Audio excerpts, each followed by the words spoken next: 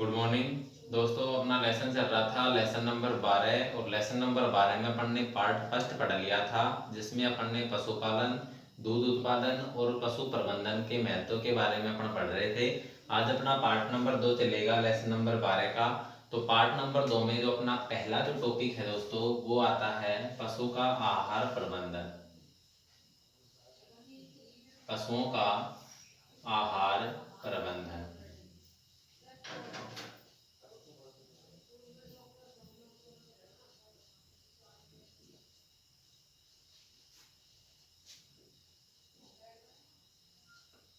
पशुओं का आहार प्रबंधन यानी कि management of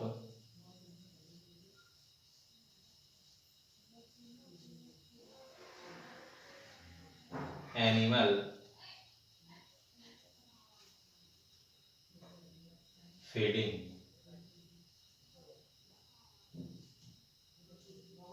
management of animal feeding यानी कि पशु का आहार प्रबंधन। देखिए दोस्तों, नंबर 1 पर आता है अपना पशु का आहार प्रबंधन यानी मैनेजमेंट ऑफ एनिमल ब्रीडिंग, यानी कि पशुओं का जो आहार की व्यवस्था है, पशुओं के जो खान पान की जो व्यवस्था होती है, उसके बारे में अपन इसमें चर्चा करेंगे। देखिए, आहार प्रबंधन यानी कि पशुओं का जो खान पान है, पशुओं को क्या खिलाया जाएगा, कब खिलाया जाएगा और कितनी मात्रा में खिलाया जाता है, इसके बारे में इसमें अपन थोड़ा सा अध्ययन करते हैं। यानी कि उसका जो प्रबंधन है, आहार का खिलाने का जो तरीका है, खिलाने की जो मात्रा है, किसमें मिलाकर खिलाना है, उसके प्रबंधन के बारे में, उसकी व्यवस्था के बारे में इसमें अपन अध्ययन करते हैं। देखिए, आहार प्रबंधन की मैं बात करूं तो पहला इसमें आता है पशुओं के आहार प्रबंधन में। नंबर 1 पर अपन देखें तो पशुओं को हमेशा संतुलित आहार खिलाना चाहिए। कैसा आहार खिलाना चाहिए? संतुलित आहार खिलाना चाहिए। पशुओं को हमेशा संतुलित आहार खिलाना चाहिए। अब ये देखिए कि संतुलित आहार क्यों खिलाना चाहिए, क्योंकि संतुलित आहार में क्या होते हैं, सभी पोषक तत्व उपस्थित होते हैं जो अपने शरीर की आवश्यकताओं की पूर्ति करते हैं। शरीर की आवश्यकता की पूर्ति करने वाले सभी पोषक तत्व मौजूद होते हैं। तो पहले नंबर पर इसमें आएगा पशुओं को हमेशा संतुलित आहार खिलाना चाहिए। संतुलित आहार क्यों खिलाते हैं? क्योंकि संतुलित आहार में सभी पोषक तत्व मौजूद होते हैं जो शरीर की सभी आवश्यकताओं की पूर्ति करते हैं। अब देखिए, संतुलित आहार की परिभाषा की अगर अपन बात करें तो वह आहार जिसमें शरीर की सभी आवश्यकताओं की पूर्ति करने वाले पोषक तत्व मौजूद होते हैं, संतुलित आहार कहलाता है। ठीक है, तो पशुओं को समय समय पर संतुलित आहार खिलाना चाहिए। दूसरे नंबर पे मैं बात करूं, पशुओं को हरा चारा, पशुओं को हरा चारा तथा सूखा चारा मिलाकर खिलाना चाहिए। पशुओं को हरा चारा तथा सूखा चारा मिलाकर खिलाना चाहिए, जिसका अनुपात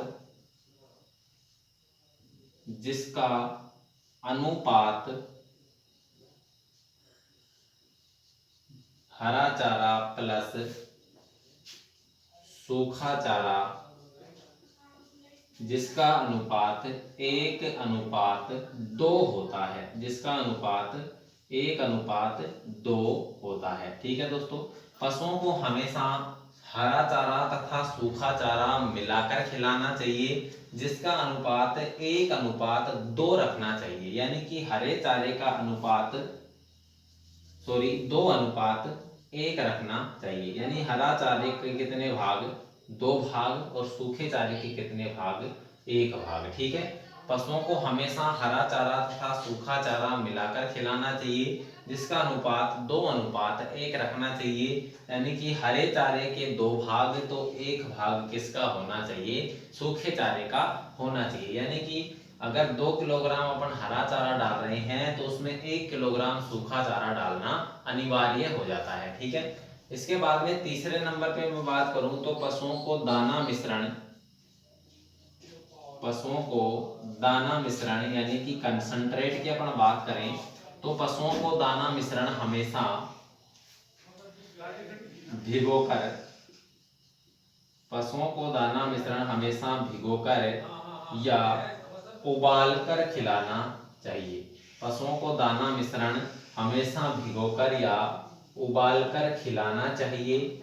अब देखिए उबालकर या भिगोकर क्यों खिलाना चाहिए। पशुओं को कंसंट्रेट यानी कि जो दाना मिश्रण होता है वो हमेशा भिगोकर और उबालकर खिलाना चाहिए। देखिए भिगोकर या उबालकर ही क्यों खिलाते हैं। जब अपन किसी भी दाने को भिगोते हैं तो उसके अंदर के जो पोषक तत्व होते हैं वो संयुक्त रूप से एकत्रित हो जाते हैं, यानी कि फूल जाता है दाना तो उसमें पोषक तत्वों की मात्रा बढ़ जाती है। ठीक है, भिगोकर खिलाने से। ठीक है, इसी प्रकार से अगर दाने को अपन उबालते हैं तो उबालने से भी दाना आसानी से फूल जाता है और उसमें जो पोषक तत्व होते हैं वो एक जगह एकत्रित हो जाते हैं। जब दाने को भिगोकर या उबालकर पशु को खिलाते हैं तो पशु इसे आसानी से खा लेता है। तो आसानी से जब पशु इसे खा लेगा तो पशु के शरीर में पोषक तत्व भी आसानी से पहुंच जाते हैं। ठीक है, और आसानी से इसका क्या हो जाता है, शरीर के अंदर पाचन यानी कि डाइजेस्टिव भी हो जाता है ये। तो हमेशा पशुओं को दाना मिश्रण भिगोकर या उबालकर खिलाना चाहिए, क्योंकि भीगा हुआ दाना या उबला हुआ दाना मुलायम हो जाता है, उसके अंदर पोषक तत्वों की मात्रा बढ़ जाती है, पशु उसे आसानी से खा लेता है और इसके साथ साथ ही पशु के पाचन में भी आसानी हो जाती है, यानी कि पशु इन्हें आसानी से पचा लेता है। ठीक है, तो इस चौथे नंबर पे मैं बात करूं तो हरे चारे की मात्रा अधिक होने पर, हरा चारा अधिक होने पर क्या किया जाना चाहिए। हरा चारा अधिक होने पर हे तथा साइलेज बनाकर, हे तथा साइलेज बनाकर संग्रहित करना चाहिए। हे तथा साइलेज बनाकर क्या करना चाहिए, संग्रहित करना चाहिए। अब देखिए अगर खेतों के अंदर हरे चारे की मात्रा अधिक होती है तो उसका हे तथा साइलेज बनाकर संग्रहित करते हैं, यानी कि उसका भंडारण करना चाहिए। अब देखिए हे या साइलेज अपन ने 11th क्लास में पढ़ लिया था। हे क्या होता है, हरे चारे को फूल आने की अवस्था में काटकर धूप व हवा की उपस्थिति में सुखाकर तैयार किया गया पदार्थ हे कहलाता है। हरा चारा है, हरे चारे को फूल आने की अवस्था में काटकर धूप और हवा की उपस्थिति में सुखाकर, ठीक है, धूप और हवा में इसको क्या किया जा रहा है, सुखाया जा रहा है, और वो पदार्थ जो तैयार होगा वो अपना क्या कहलाता है, हे कहलाता है।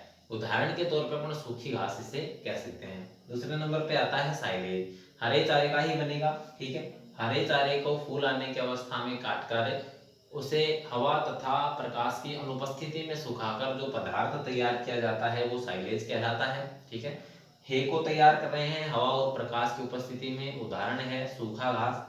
साइलेज को अपन तैयार करते हैं गड्ढों में दबाकर या फिर टावर बनाकर। ठीक है, तो इसे अपन हवा तथा प्रकाश की अनुपस्थिति में तैयार करते हैं, यानी कि हवा और प्रकाश से इसको बचाते हैं। ठीक है, तो इस प्रकार से हे तथा साइलेज बनाकर संग्रहित कर लिया जाता है हरे चारे को, और जब हरे चारे की कमी हो जाती है तो इसका उपयोग किया जाता है। आगे बात करें, जो लास्ट नंबर पे आता है अपना जो मुख्य है, तो पशुओं को हमेशा चारा जो होता है, पशुओं को हमेशा चारा नांद या ठाण में खिलाना चाहिए। पशुओं को चारा हमेशा नाद या ठाण में खिलावे। ठीक है, पशुओं को हमेशा चारा जो होता है वो नाद या ठाण में खिलाना चाहिए, और पशुओं का जो चारा होता है वो सस्ता, पशुओं को हमेशा सस्ता चारा खिलाना चाहिए। ठीक है, ये अपना हो गया पशुओं का आहार प्रबंधन, यानी कि पशुओं का जो खाने पीने का जो सामान होता है उसका प्रबंधन किस प्रकार से किया जाता है, यानी मैनेजमेंट ऑफ एनिमल फीडिंग, यानी कि उसका जो फीड है, आहार है, उसका प्रबंधन किस प्रकार से किया जाता है। तो इसमें पहला आता है अपने पशुओं को हमेशा संतुलित आहार खिलाना चाहिए, क्योंकि संतुलित आहार में सभी पोषक तत्व होते हैं जो शरीर की आवश्यकताओं की पूर्ति करते हैं। दूसरे नंबर पर आता है पशुओं को हरा चारा तथा सूखा चारा हमेशा मिलाकर खिलाना चाहिए, जिसका अनुपात 2:1 होता है, अर्थात हरे चारे के 2 भाग तो सूखे चारे का 1 भाग होता है। तीसरे नंबर पर आता है दाना मिश्रण, पशुओं को दाना मिश्रण हमेशा भिगोकर या उबालकर खिलाना चाहिए, क्योंकि भिगोकर या उबालकर खिलाने से दाने में उपस्थित पोषक तत्व आसानी से पशु द्वारा खा लिए जाते हैं और आसानी से पशु इनका पाचन कर लेता है। चौथे नंबर पर आता है पशुओं को जो हरा चारा अपन खिलाते हैं, अगर उसकी मात्रा अपने पास में अधिक एकत्रित हो जाती है, जैसे कि बारिश के दिनों में खेतों में हरा चारा ज्यादा हो जाता है आवश्यकता से, तो उसके लिए अपन हे तथा साइलेज बनाकर उसे संग्रहित कर सकते हैं, यानी कि आगे के लिए उसे सुरक्षित कर सकते हैं और उसके बाद में जब हरे चारे की कमी होती है तो इसे खिला सकते हैं। पांचवें नंबर पर आता है पशुओं को चारा हमेशा नाद या ठाण में खिलाना चाहिए, क्योंकि जब पशु एक जगह बंधा रहता है तो आसानी से अपना पेट भर लेता है और नाद या ठाण के अंदर जब उसे अपन चारा या दाना जो भी खिलाते हैं तो उसे वो संपूर्ण रूप से खा लेता है। वैसे खुला जब वो फिरता है चारा गांव में तो कहीं खाता है और कहीं नहीं खाता, ठीक है। इसलिए संपूर्ण अपने जो पोषक तत्व हैं, संपूर्ण जो अपना चारा है उसका उपयोग करवाने के लिए पशुओं को नाद या ठाण में चारा खिलाते हैं। लास्ट में आता है चारा सस्ता हमेशा खिलाना चाहिए। चारा हमेशा महंगा नहीं खिलाएं, क्योंकि चारे को अगर महंगा खिलाएंगे तो उत्पादन अपने पास कम होगा और आर्थिक अपने पास में मंदी आ जाएगी, यानी कि आर्थिक अपना नुकसान हो जाएगा। तो पशुओं को हमेशा सस्ता चारा खिलाना चाहिए, लेकिन पोषक तत्वों से भरपूर खिलाना चाहिए। ये अपना दोस्तों आहार का प्रबंधन हो गया, मैनेजमेंट ऑफ एनिमल फीड हो गया। इसके बाद में जो नेक्स्ट अपनी जो टॉपिक होगा वो चलेगा अपना पशु का आवास प्रबंधन, यानी कि जो पशु का आवास है, रहन सहन है, वो कैसा होना चाहिए, ठीक है। अब देखिए इसके बारे में भी मैं बात इसी क्लास में कर लेता हूँ।